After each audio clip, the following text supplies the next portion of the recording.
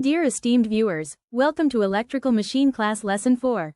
Here we will look at the types of DC motors, armature torque and shaft torque of DC motors. Now let's start by looking at the types of DC motors. They are characterized by the connections of field winding in relation to the armature. The types are 1. Shunt wound DC motor. 2. Series wound DC motor.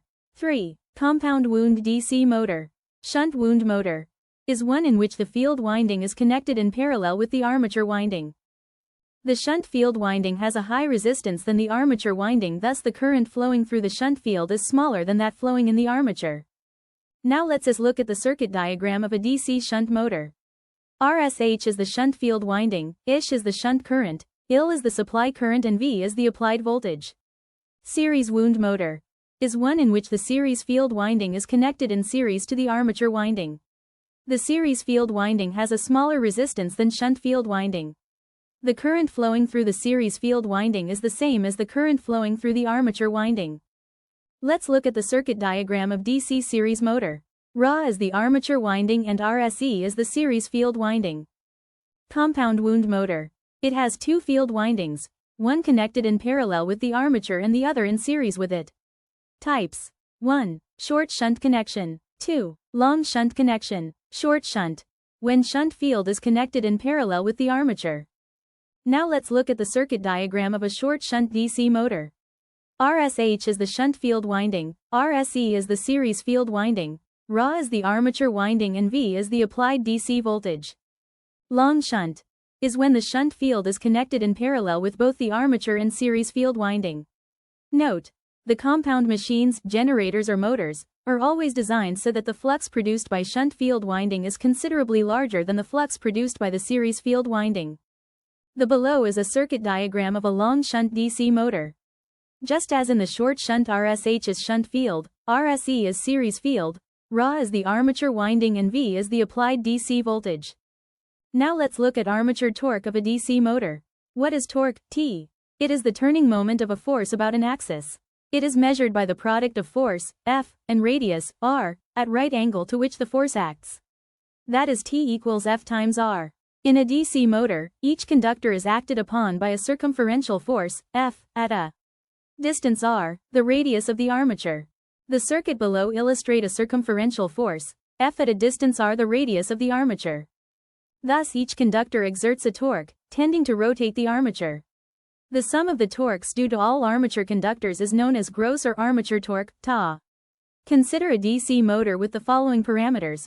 R equals average radius of armature in meters. 2. L equals effective length of each conductor in meters. 3. Z equals total number of armature conductors. 4. A equals number of parallel paths. 5. I equals current in each conductor equals IA, A. 6. B equals average flux density in Weber per square meter. 7. Flux equals magnetic flux per pole in Webers, WB. 8. P equals number of poles. Force on each conductor, F equals average flux density, B, times current, I, in each conductor times effective length, L, of each conductor. Torque due to one conductor equals force, F, times distance, R, units is Newton meter, N per meter. Total armature torque, Ta equals total armature conductors, Z, times force, F, times distance, R, units is Newton meter. But F equals B times I times L. Therefore Ta equals Z times B times I times L times R. Now current, I equals IA divided by A.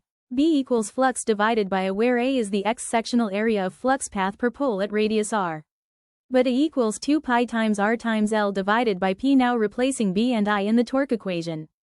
Ta, we get Ta equals Z times flux divided by A, times IA divided by A, times L times R, but A equals 2 pi times R times L, thus Ta equals Z times flux divided by 2 pi times R times L, times IA divided by A times R times L, equals Z flux times IA times P divided by 2 pi times A, N per meter, or 0.159 Z flux IA, P divided by A, N per meter.